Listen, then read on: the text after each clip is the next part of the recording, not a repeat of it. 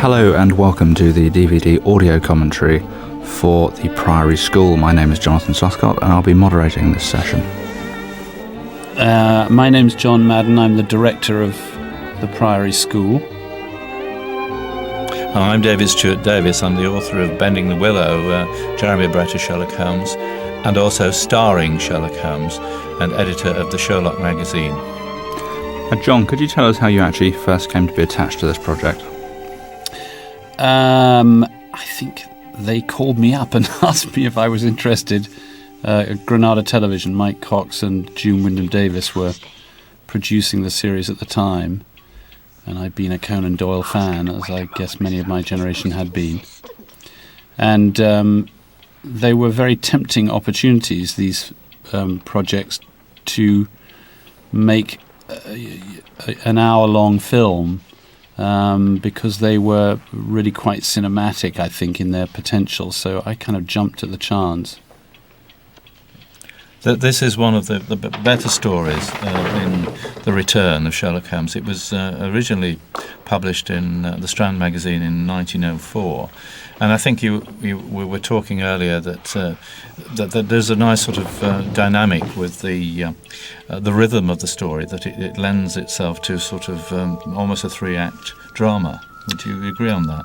I would, and also it's got a great opening here, which actually is rendered pretty accurately from the book.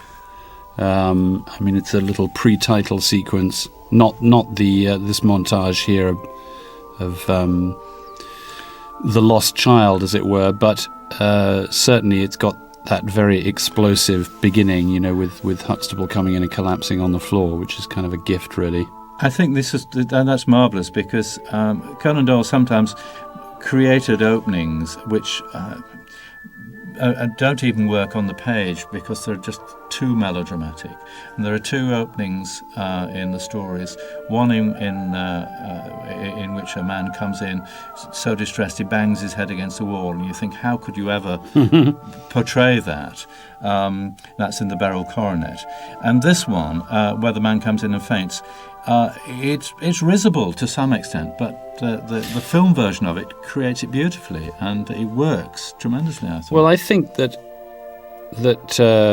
one of the things is really related to what I was saying earlier, is that they have such a high style, these stories, that they invite a kind of cinematic expressionism that you would not get away with or you would not have the opportunity to create in a more naturalistic kind of story. And I think Jeremy Brett, for example, instinctively understood that character is such an extraordinarily heightened creation. And Jeremy continued that heightening process in the way that he played him. But the whole style of storytelling sits on Jeremy's performance, or certainly it does for me.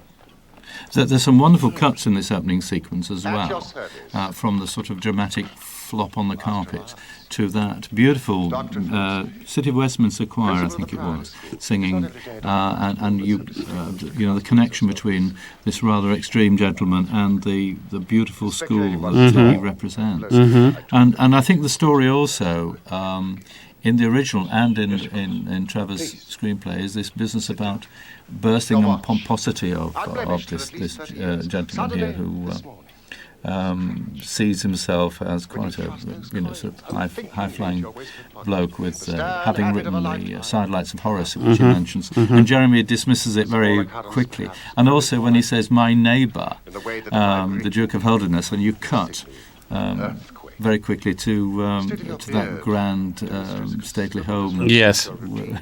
It's an amusing cut, that, Harry. Well, I think, Conan Doyle often worked with this sort of reductio ad absurdum. Holmes is constantly delineated in contrast to the people that he comes up against. It's one of the things, again, that Jeremy minds incredibly well. And Trevor Bowen,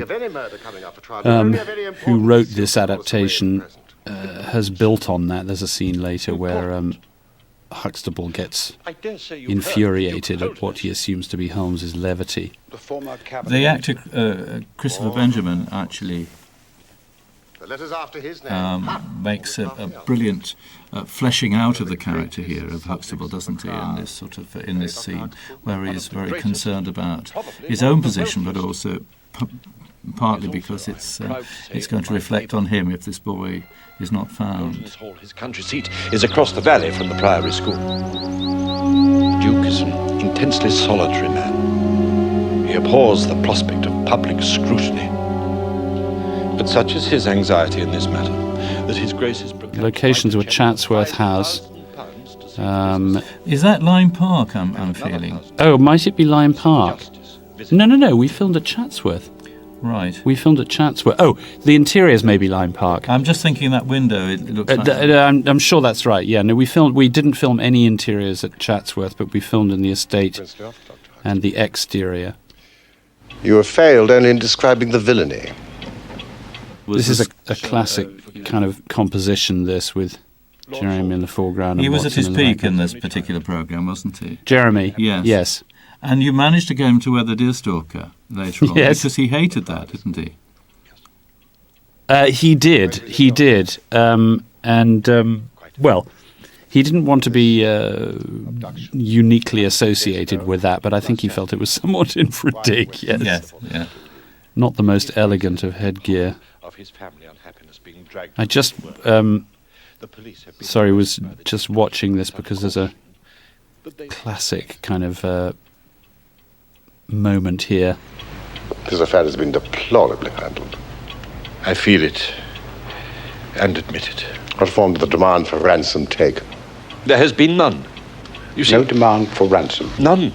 Well, the bicycle was a farcical element of the original story, where Conan Doyle made the point that tried to make the point that you could tell the direction by the pressure of the wheels. Which actually is not true, is you it? can't possibly do that because I the wheels go in, follow over one another, so you can't do that. And I think you eradicated that, or you and Trevor eradicated that from the plot, which was good. What about Edward Hardwicke then? He was fairly new to the role of Watson in I this. think it was this the first series that He was done? the first series, yes. Yes, he's the most fantastic casting, I think, and I think just does absolutely wonderful things. He's the point of entry to the story in literary form, isn't he? He's the kind of the common man, the raisonneur, the person who takes the reader's role in the story, and Edward has that kind of wonderful, extraordinarily sympathetic kind of everyman quality, and he's a superb foil for Jeremy. And he has to do so much with expression and glances, doesn't he? Yeah. Because the script doesn't necessarily, because of the very nature of the character, because obviously in the originals he's the narrator, so he doesn't say very much. And it's all just by glances and the odd word, as he's just done there. There's this lovely moment here where Huxtable says, "I'm the author of the Sidelights of Horace. Have you heard of it?" And Holmes says, "No," and he's carrying his on. Not interested. Not at all. I think another thing that just occurs to me as I watch this again, that just from a purely kind of cinematic standpoint, Jeremy's kind of sense, almost kind of balletic sense of movement was extraordinarily a very important part of the way you make the film, the way you put it together, because it's something that I would say to him quite frequently is, at a certain moment, I'd say, "Can you just give me a cut here?" Which means, can you be aware that I'm actually going to want to cut this shot at a particular moment? And a cut having power or flowing through seamlessly very often has to do with the action that immediately precedes it, so that the cut is articulated by a glance of the eyes or a turn of the head or a pipe dropping onto a piece of paper or whatever it may be. And he has the most incredible kind of dynamic, Jeremy, and a way of interweaving physical action with the line or the dramatic development in the line. He's almost like a mime artist, right? Mm-hmm. The use of his hands and Totally. the expressions, isn't it? Well, that means the two doctors can picnic away to their heart's content on the train. Even I may find my appetite is keener for a few days in the bracing atmosphere of the Peak Country. And then obviously now it's starting to open out as a film a little bit. And here we've got... this is typical, by the way, I'm just noticing. Jeremy was sitting up on 2 or 3 boxes, so he was unquestionably the highest figure in the carriage. Earl of Blackwater, Sir Cathcart Soames, they've all entrusted their sons to me.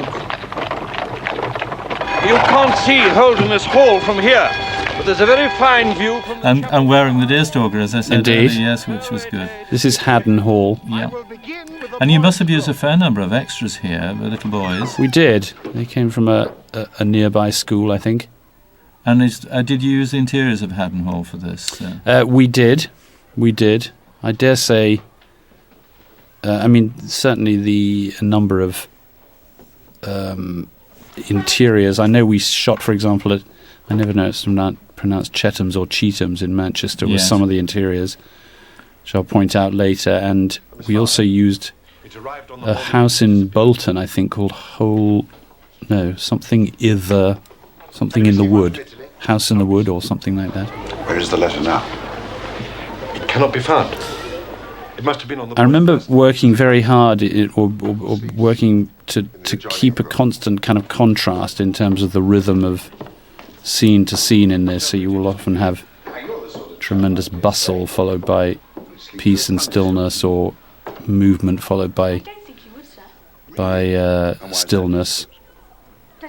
Jeremy was very fond of certain props. The walking stick and the long black scarf, which are both, from the terms of the stories, uncanonical. But he seems almost to be attached to that scarf most of the time. Did he say anything about that, or was just he just assumed he'd do it and nothing was said about it? I think he was, Jeremy was a dandy, and one of the qualities that he exhumed, I suppose, in the character, disinterred in the character, was that kind of dandiness, that dandification, which was really there, but not necessarily something that would need to be emphasised. But Jeremy loved that, the sense of showmanship in the character, and the kind of grace and style of his mind was kind of externalized, I think, in the way that he dressed. He wanted to look good.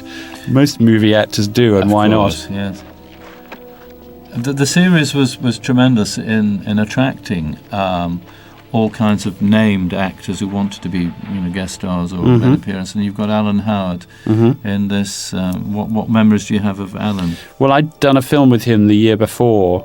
It was a story set in North Norfolk called Poppyland. And he just seemed to fit the character incredibly well. Not actually in terms of its physical description, because he was described as having a very long red beard in the book, but the kind of melancholy of the man and the sense of a very kind of great figure who was internally flawed is something that he's fantastically good at playing. The shot we've just seen there to me is very reminiscent of Rathbone playing Holmes. That lovely profile with the deerstalker. I mean, to so many people, that is the epitome of Sherlock Holmes. Well, you've got so many things wonderful. Yes. You've got so many, as you say, iconic elements that you can play with when you're constructing this kind of story. Here's a typical Jeremy thing. It's just that look away before. And the hand behind the back. Yes, well, and he knows he's controlling the shot the moment he comes into it, even though he's got his back to you. Yes, he did say that he developed that, and then he was annoyed that David Suchet used to do something similar in Poirot. And he said, I invented that first. And Holmes and Jeremy are never better when they're in this sort of confrontational situation here between the Duke of Holderness and himself. And as always, Holmes gets the upper hand because he knows what's really afoot. First, to take as few people as possible into his confidence. I'm sorry, Mr. Wilder. The matter is easily remedied. Mr. Sherlock Holmes can return to London by the morning train. Oh, hardly that. I enjoy your loved that line in the script, and it's actually from the original story. A Yes. lot of the dialogue in this story is from the original Right, story, in yes. fact. I've often thought that this story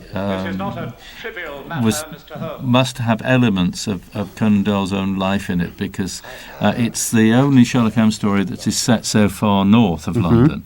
It's supposed to be, the place is Mackleton in the Peak District, but it's obviously Castleton in real life. And of course, Conan Doyle went to school in Lancashire at Stonyhurst College, Yes. which was a very severe Jesuit school. It's a school that sort of thrashed religion out of him almost. And Yes. I suppose later in life that's why he was in search of something else and landed on spiritualism.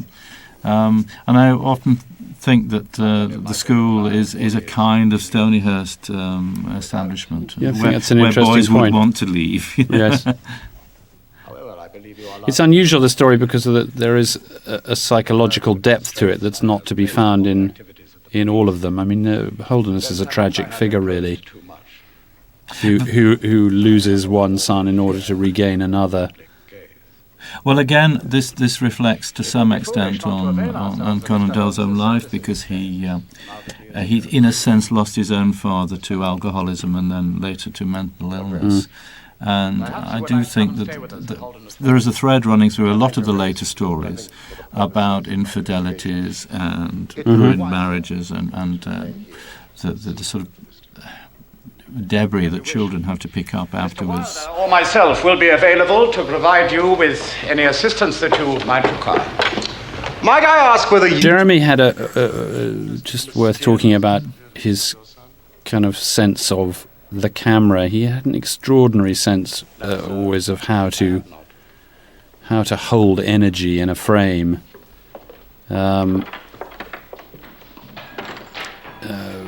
He understood instinctively the moment that the camera had arrived on him. I was using this technique a great deal in this film, where the shot either develops onto him or he arrives in a shot that he doesn't exist in before, and he immediately takes control of the energy when the camera reaches him. I mean, the shot you were describing earlier, where ending up on the profile of him, and at the beginning when he sits up into the frame after Huxtable's collapsed.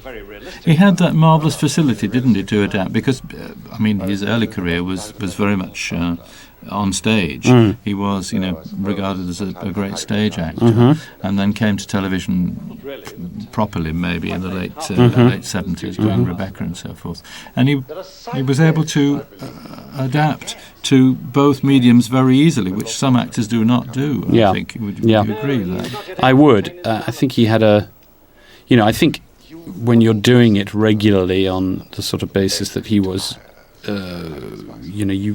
you actually learn your skills, you hone your skills, and he got better and better and better at doing that. I remember Michael Cox said that he'd never seen Jeremy on stage, and when he was doing the play, the Sherlock Holmes play, and it came to Manchester, Michael went to see it in the theatre there, very big theatre in Manchester, and he said, I was amazed how Jeremy grew to meet the audience, and he said, I've been so used to him doing it minutely on the TV set and so forth. Yes. And a lovely image of Watson there, that long coat and the moustache. I mean, Hardwick was really the epitome of the Watsons. There are decidedly points of interest in connection with it. Here, look at this map. There are certain... This is the same which may have a good deal to do with our... Liber Armee that was composed by Patrick Gowers for this story that you're hearing in the background again, the one that you heard at the beginning of the story. He contributed so much atmosphere and feeling, didn't he, the Patrick Gowers, Yes. to the not just to this episode, but so much of the series.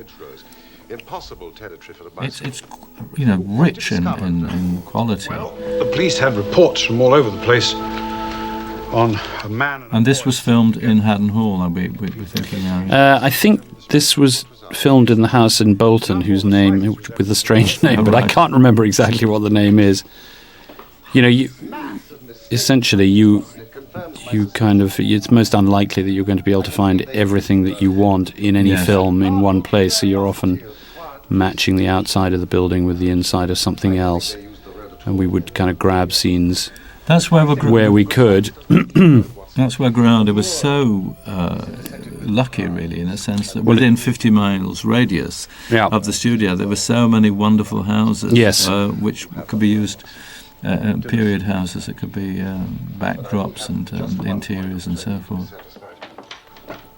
The good thing about this particular episode, which was lacking in later ones, is that we do see Holmes doing detective work. We do. Well, that's in the story. This is the scene I was referring to earlier, which was just a nice kind of juxtaposition of perceived flippancy, I suppose, on Huxtable's part. A warrior class, ingenious, daring, but the basis of their wealth.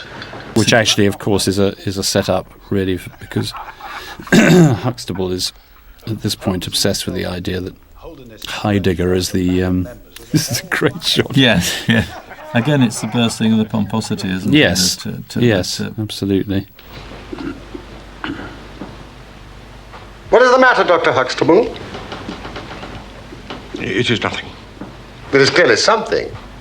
He's a very good foil for Holmes, this character. And it also shows that Holmes has done his homework about the family and everything. So it's yeah. This is just some nice things going on. It's a colour that Edward's incredibly good at doing. This moment earlier where he was having some, probably some rather well-earned mirth and laughter and relaxation in a difficult situation, suddenly realises that he's transgressing on somebody else's pain is something that he's fantastically good at doing. And it's all through facial, no dialogue to cover that. You see, the pipe, the way he uses the pipe in that shot is not something everybody would do, but it works because he knows where the frame is and he knows how to use the frame graphically.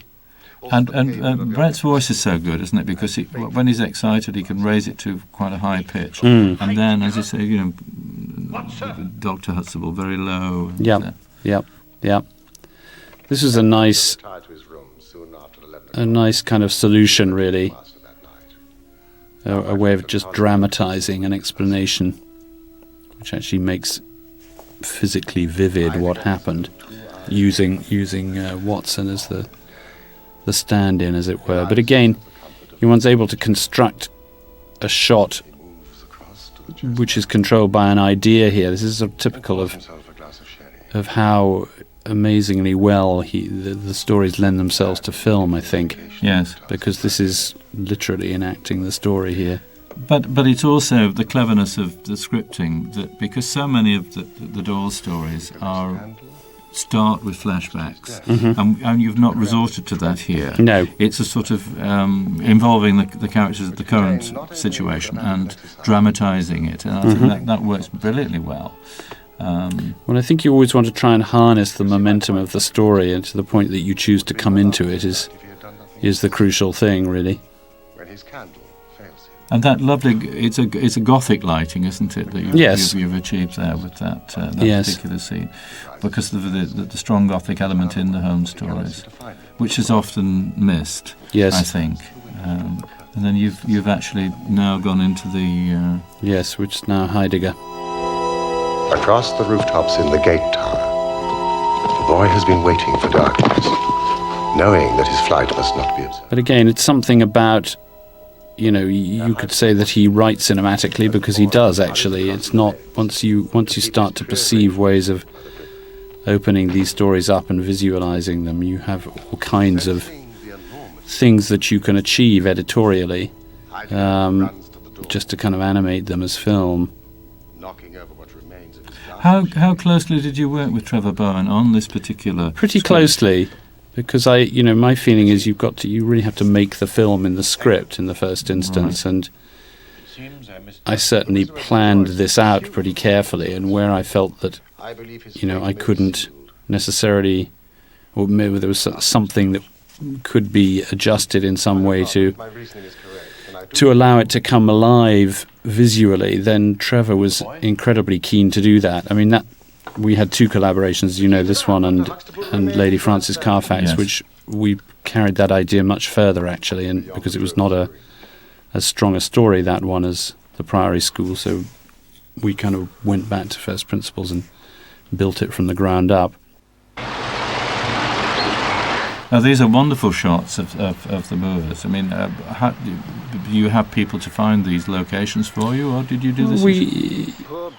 Once you've kind of selected your basic area, I mean, obviously this was, in this case, dictated by the story, one just goes and hangs out up there until, you start to feel, I mean, in some cases you're looking for something the script describes, in other cases you're developing the script around opportunities that are offered by the landscape. For example, I mean,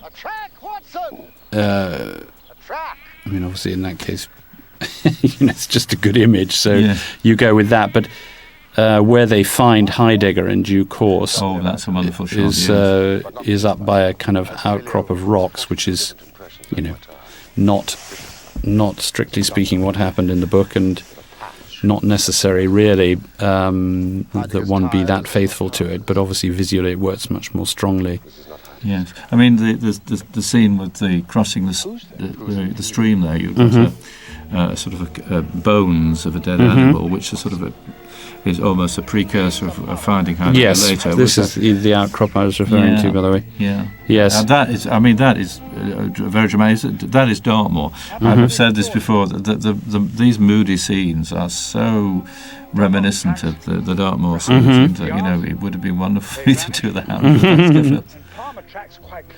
Now we're coming up to one of my favourite scenes in this, where Watson, there's a running sort of joke through the series about Watson being hungry and so forth, and Holmes starts to just think about the case while Watson is desperate to find somewhere to eat, and Holmes apparently is not listening to Watson. He's concentrating, as you can see now, wonderfully demonstrated there. Well, Watson is saying, I think there's an inn somewhere here.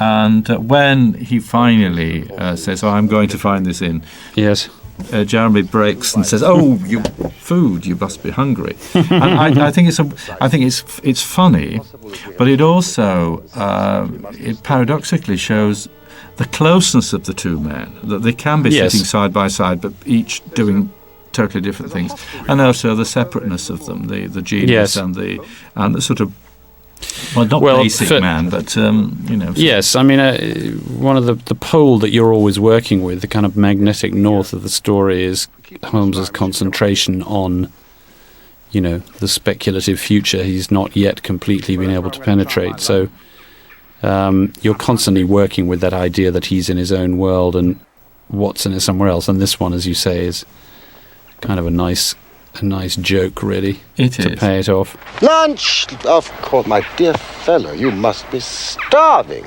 Now, because I think with all the mysteries and the investigative work that Holmes and Watson are involved in, it is always important to show that why these two men are stuck together. There is a sort of bond between them.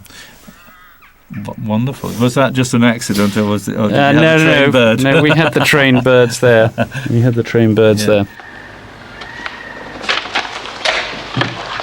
The thing about when you're working with stories of some density like this, you particularly mystery stories, you're always looking for ways in which to enrich the texture so that there are clues everywhere or things pointing forward and backward or what have you. Because hopefully, obviously, they'll reward repeated viewing.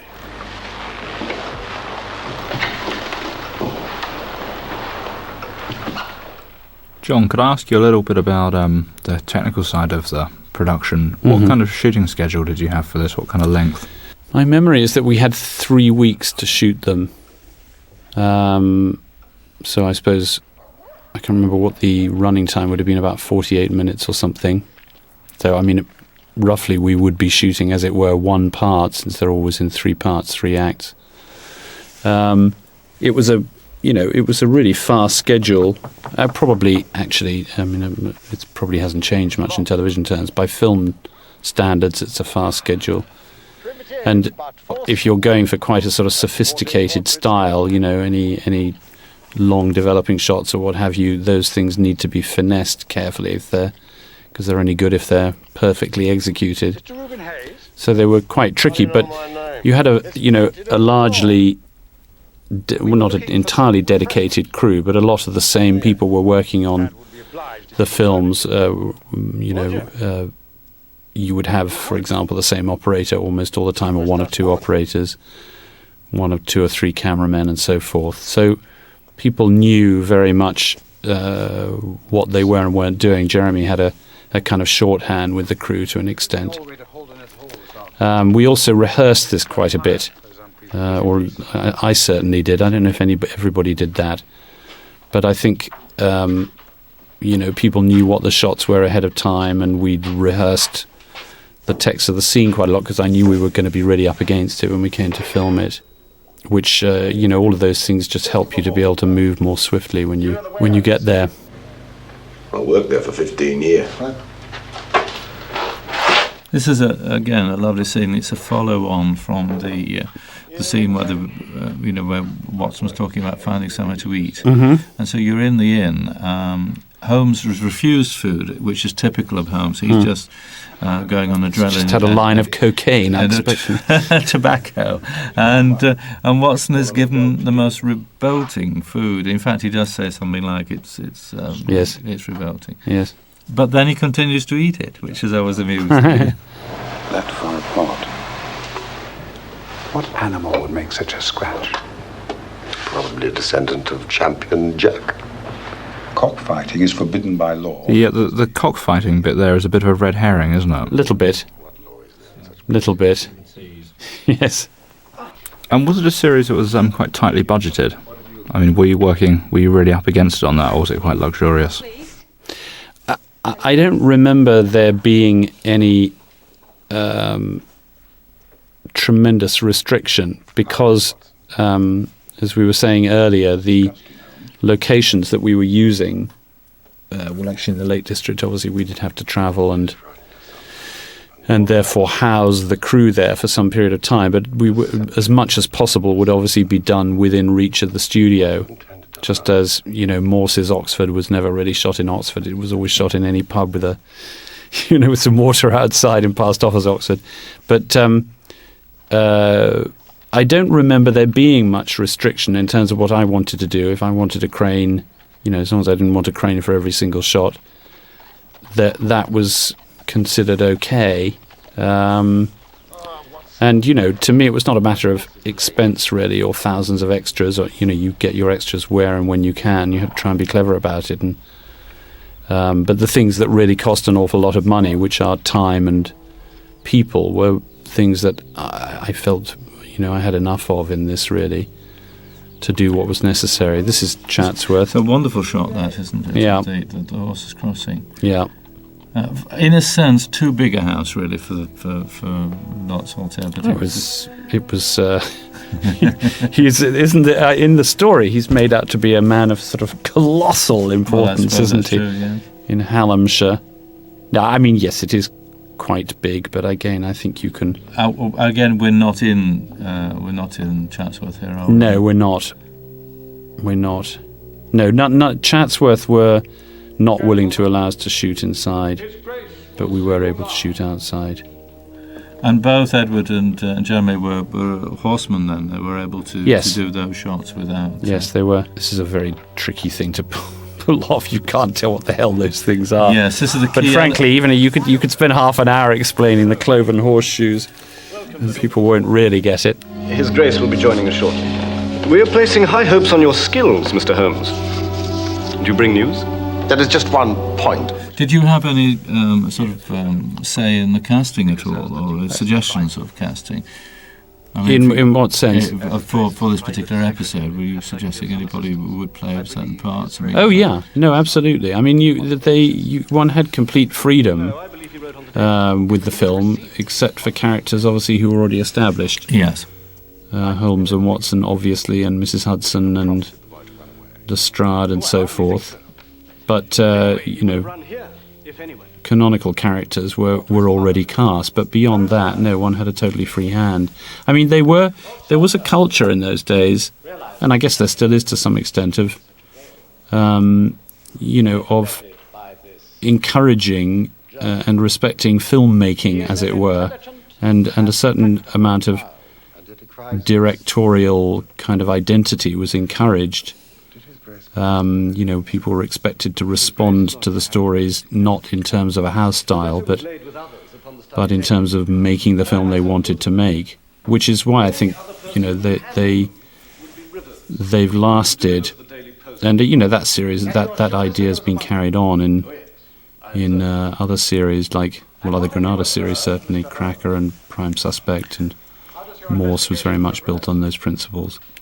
Well, Jeremy was very keen to make sure that it was as authentic to Doyle as possible. Mm-hmm. Did you find him making suggestions in that direction? Oh yes, there's certainly places he wouldn't go and places where he would. I mean, if the idea appealed to him, then it would always work. But he'd absolutely internalised the character, and I felt that he did an enormous service to the character, I think, in making him dramatically kind of fascinating as well as intellectually fascinating.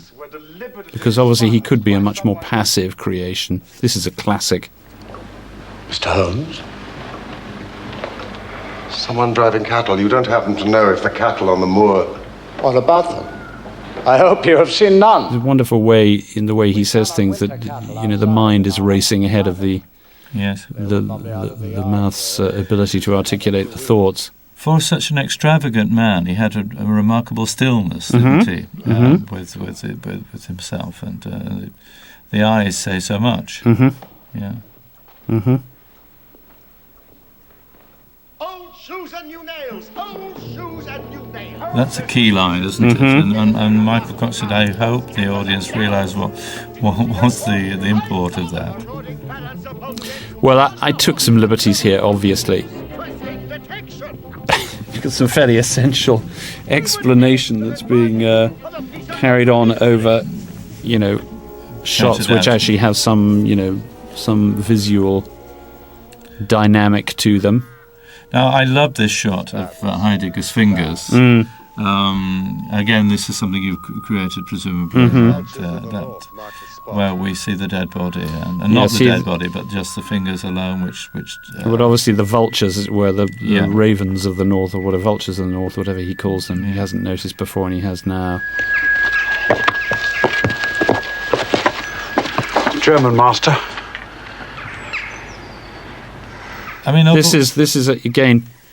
You see, Jeremy, I need your stick for this shot because the camera obviously has an enormous distance to travel to get up to his face, and it's much more powerful to do that in a shot that travels rather than a link to in a simple cut. Yeah. But here again we go, so the wonderful atmosphere of the moorland and so forth. You just try and find ways that you can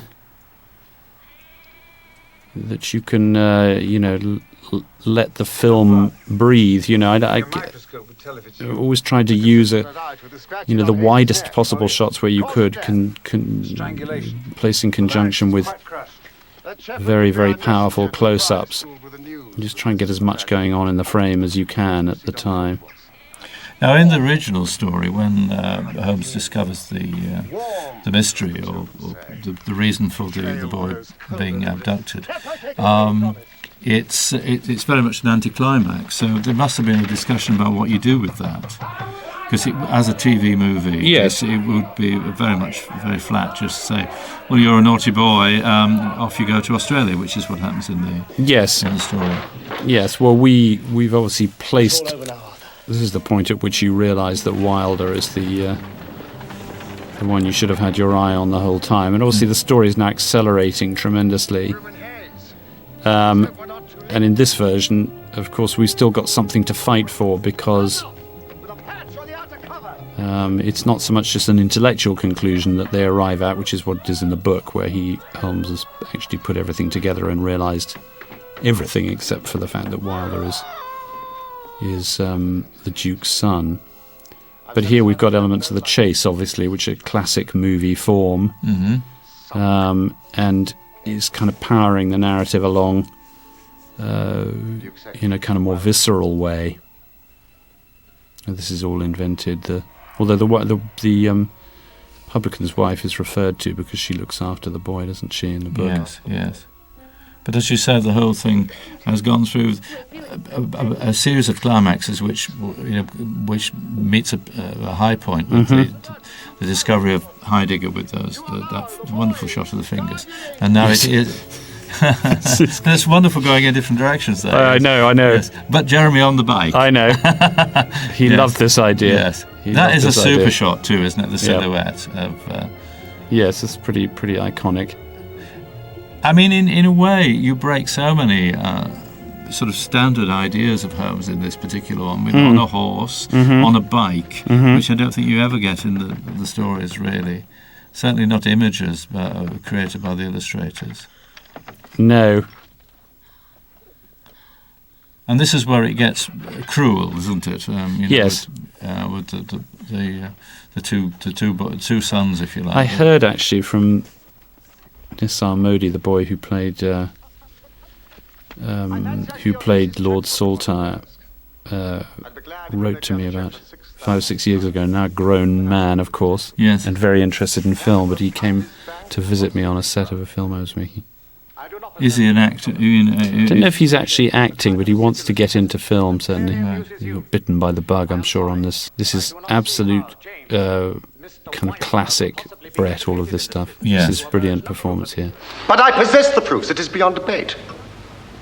The mud is scarcely dry upon the cloven horseshoes in your casements. Why do you doubt my word? This sort of battle of wills, isn't it? Yes, Wonderful battle just of the wills. vocal dynamic, Yes, the way he yes. attacks and then pulls back. And I mean, do you think Howard matches him in this? And are they?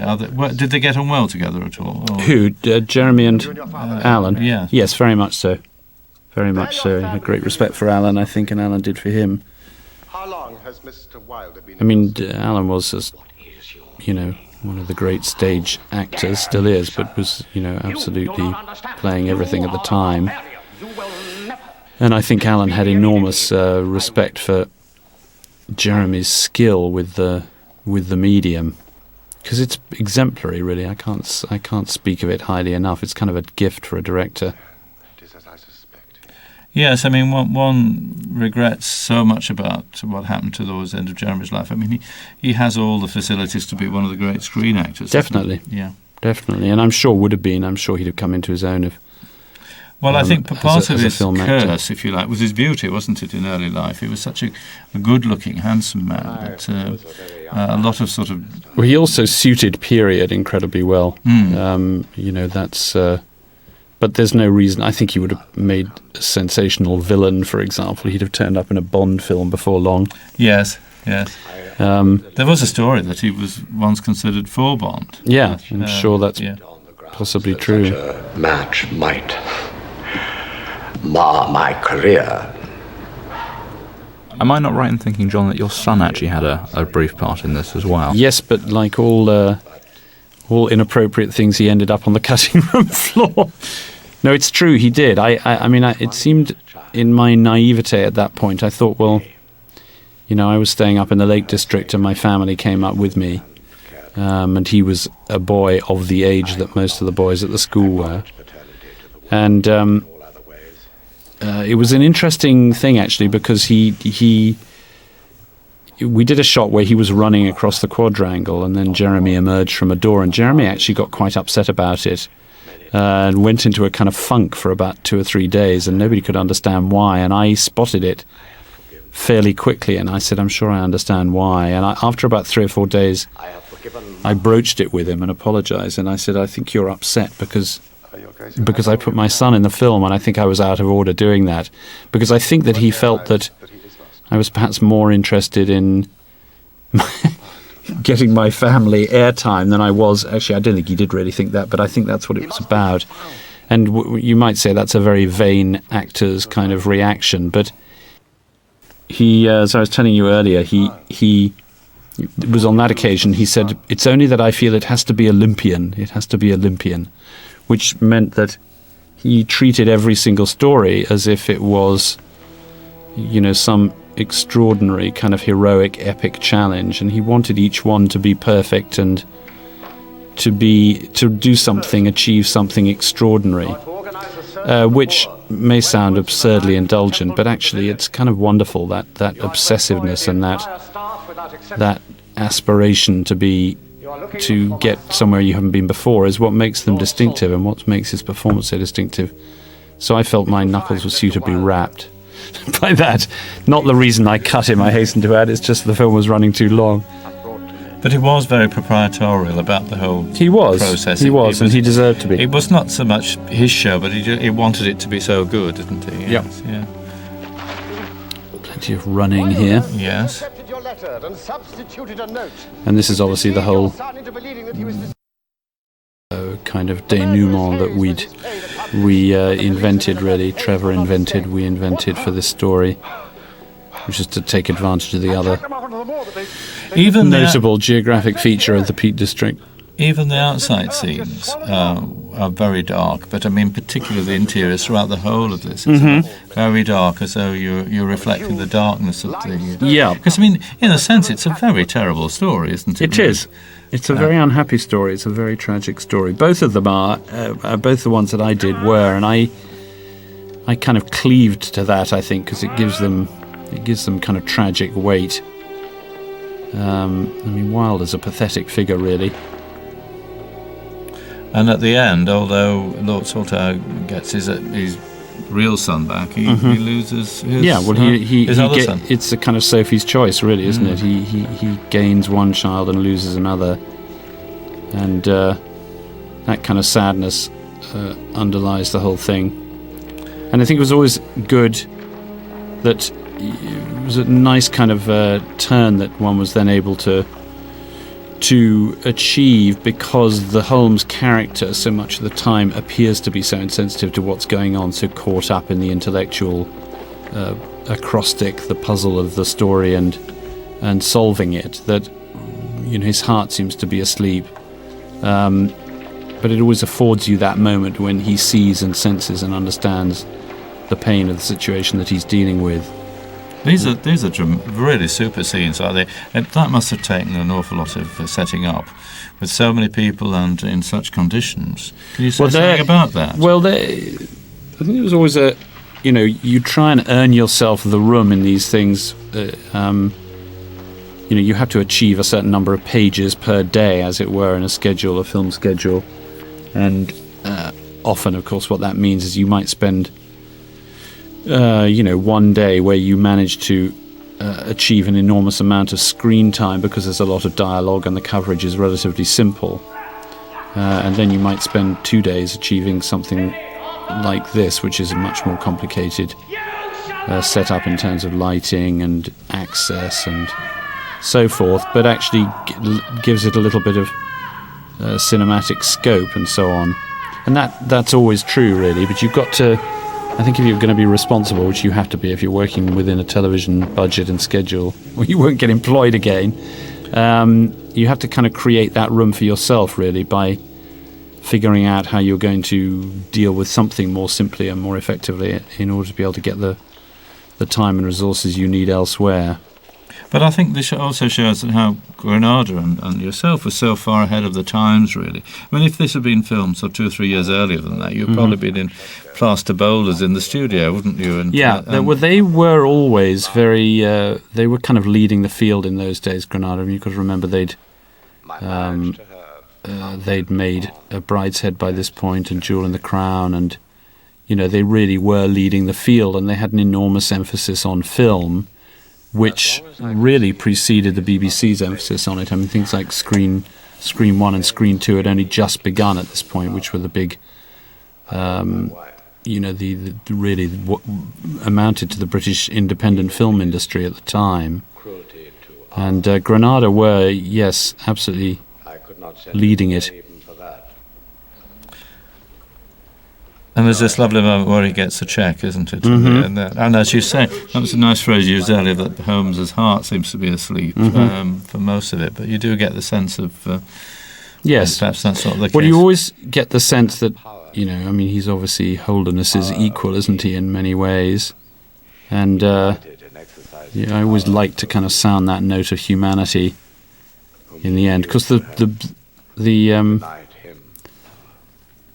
the story, the printed story, ends with a rather odd, slightly uncharacteristic joke, actually, with Holmes trousering the £6,000 or £12,000 cheque and saying it's the best thing that's happened to him for the last 10 years.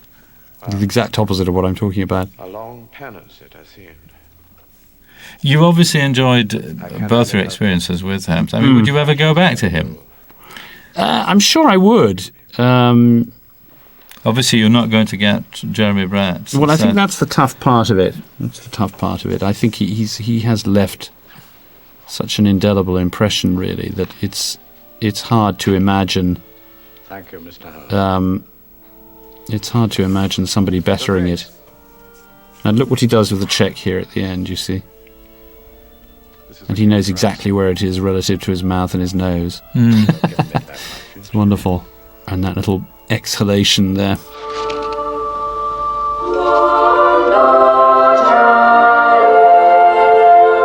That's the moment where the two actors, I think, acknowledge one another in a funny kind of a way. Yes.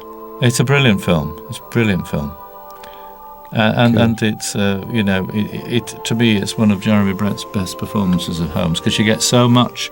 You get the mental stimulation, and you get the excitement of the man of action when he's lifting up the candle and on the horse, on the bike. It's a real combination of what Sherlock Holmes is seen as a hero. Yes. Too often he is shown just sitting in a chair, smoking a pipe, saying, yes, I think that's the answer. But here we get a combination of the whole thing. Well, I think you have a kind of a duty with this kind of thing, to render excitement, and I don't mean the excitement just has to be a physical and visceral thing, but that was as I said, the contribution that Jeremy made to it, really. Yeah. The stories are at their best intellectually exciting, and sometimes you have to, as with Lady Frances Carfax, to kind of work to fashion a kind of intellectual excitement that isn't immediately offered. But I think, I felt you just had to make a proper film. You had to make a good film that people, if they started watching it, would watch to the end. No problem there, then. Okay. John Madden, David Stewart Davis, thank you very much. Thank you. Thank you.